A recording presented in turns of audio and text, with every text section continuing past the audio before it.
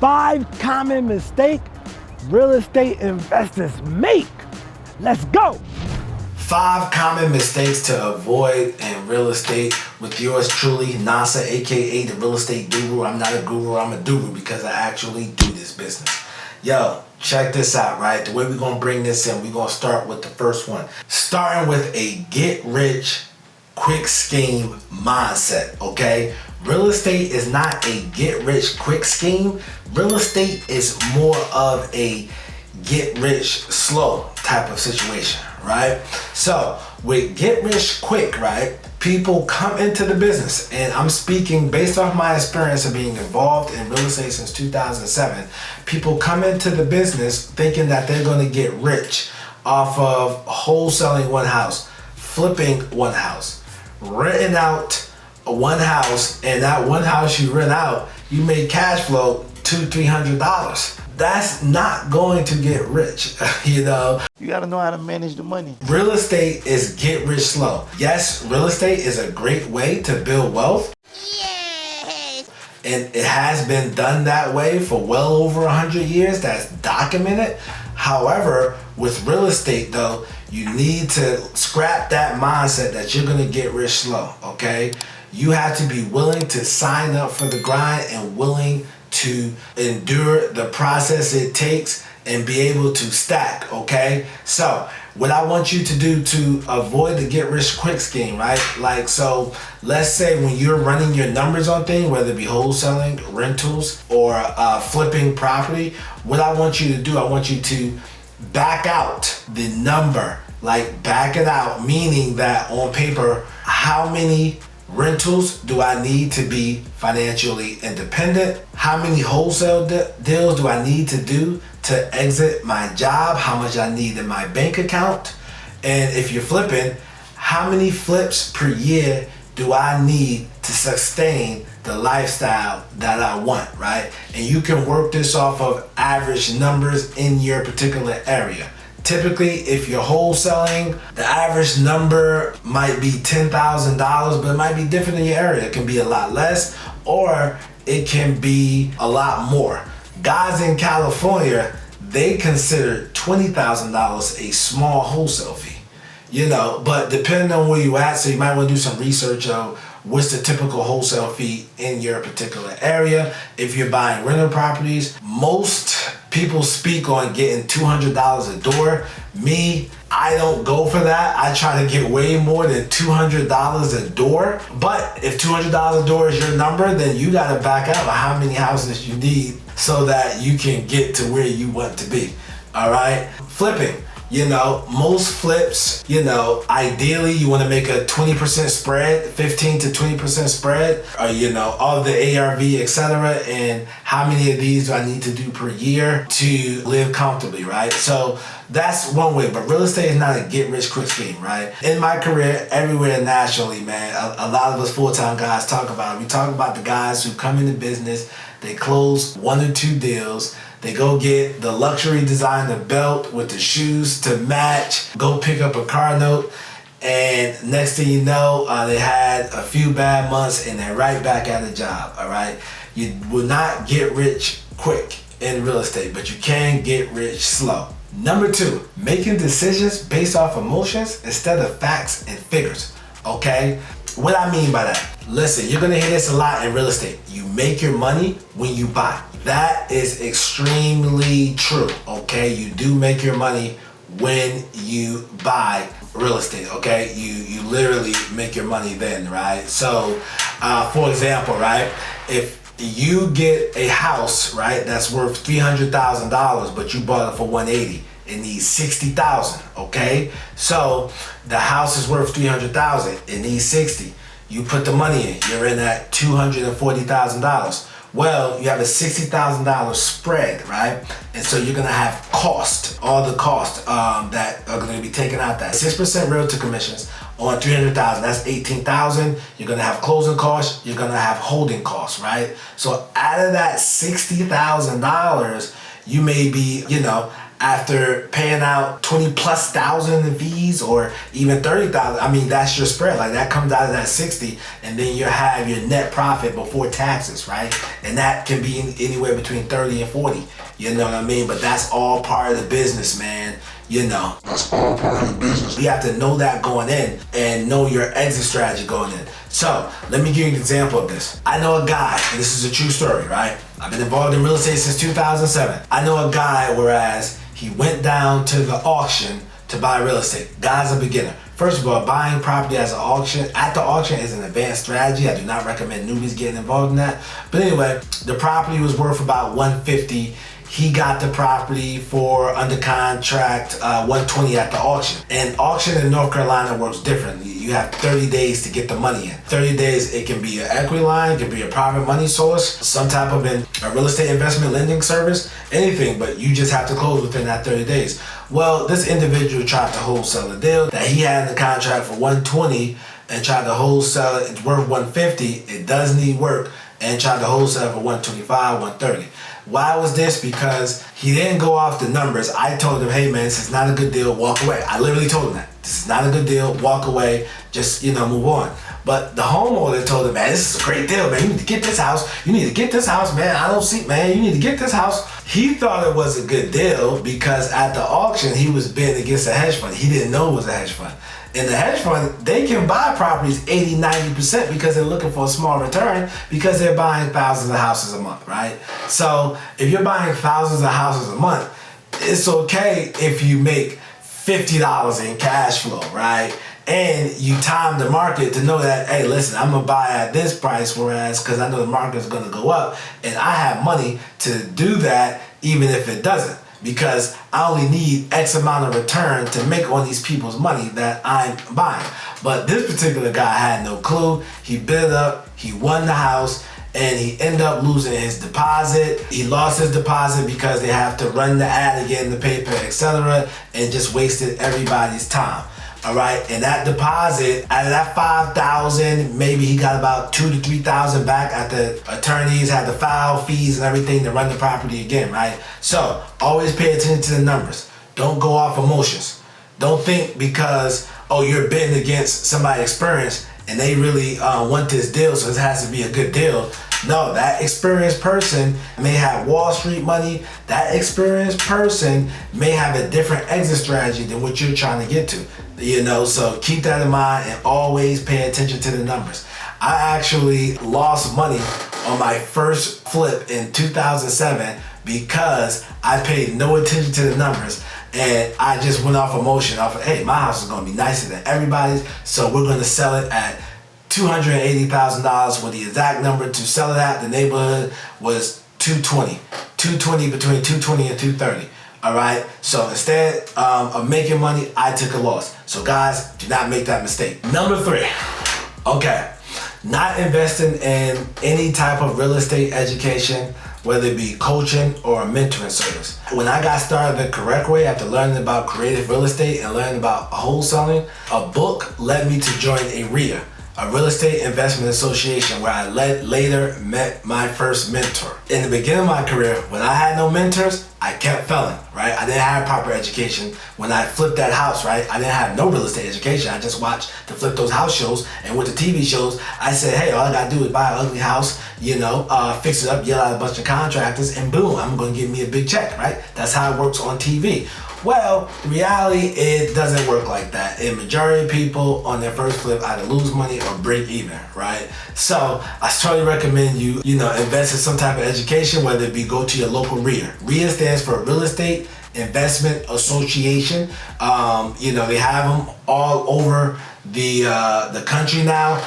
You can go to meetup.com, right? Meetup.com. Type in real estate investing and type in your zip code. Boom. All of that will come up, right? All of the real estate investment associations in your area come up. When I first got started, you probably had 2 or 3 on there that were active. Now, every major city, you got 100 plus, that are active on there, man. So, that can be a resource for you. Getting coaching can be a resource. I have a course where I teach how to wholesale, buy rental property, and invest in real estate with your retirement account, right? You can learn more about that at DoRootSquad.com, right? But regardless of what, man, listen, yo, just go look at different sources of education, whether it be reading the book, you know, to grab it. Some people choose YouTube University. This young lady said,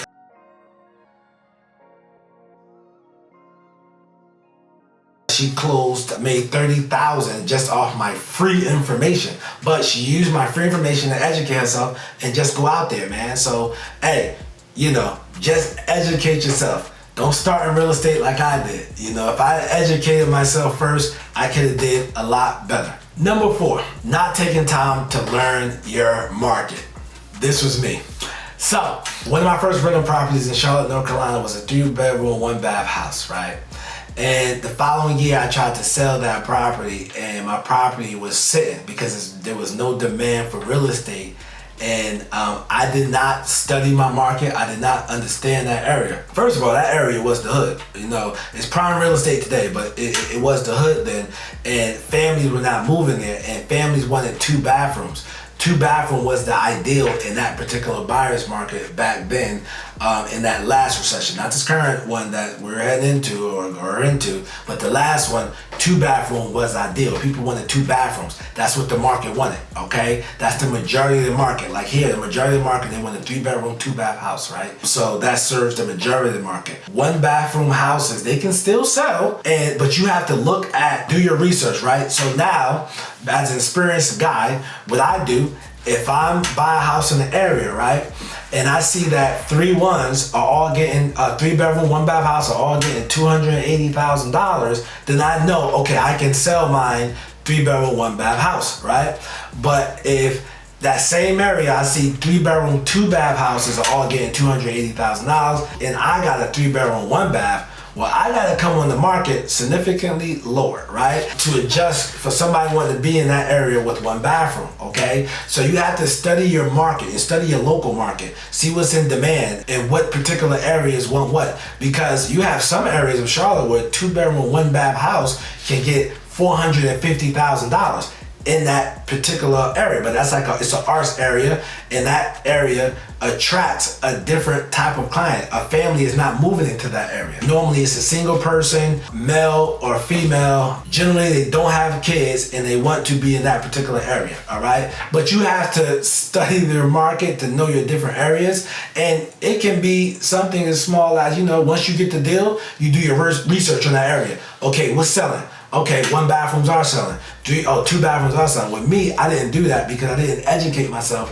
earlier on in my real estate career. So therefore, you know, when you don't educate yourself, you're gonna pay for it one way or the other. And I paid for it the hard way instead of paying for it the easy way, right? So don't do what I did, guys. Research the market. And what I mean by research the market, don't overdo a house, all right? So meaning if all the houses, if they have Formica countertops, all right, just go with the Formica. You don't have to do the granite. You don't have to over rehab that house, okay? You can keep it basic, right? You know, if all the houses have, let's say vinyl flooring and you're doing marble flooring, you know, you're overspending. You don't have to do that. So just research, man. That's a common mistake guys make, man.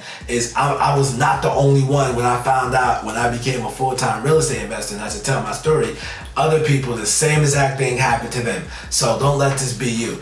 Last but not least, number 5. And this, however, is the most important, right? So even though it's going for 1, 2, 3, 4, 5, but let me get that drum roll. This is so common. Cut the drums. All right, so the issue is analysis paralysis. Guys, this is a truth. I'm telling you all the truth. I'm the real estate guru. I actually do this business, right? I'm not a guru, you know what I mean? So what that means, right? It was people. I used to sit in all the RIA meetings, the Real Estate Association meetings between 2009 up until maybe like 2012 or so. Most of them, definitely between 2011. I used to use my vacation time from my job to go to these meetings to learn real estate because I wanted a real estate career more than I wanted to be in that call center, right?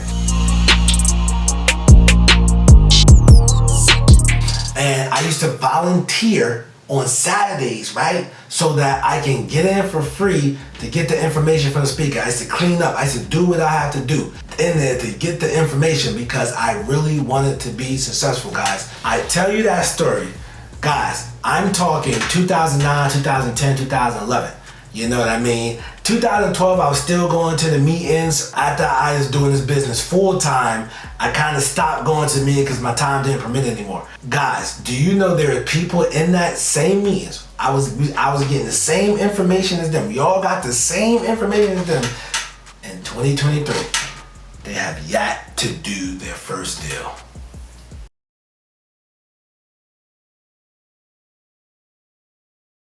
Have yet to do their first deal. They're still asking, hey, how do I get started? Dude, we were in the same room 11 years ago. I literally, last month, I was buying a house.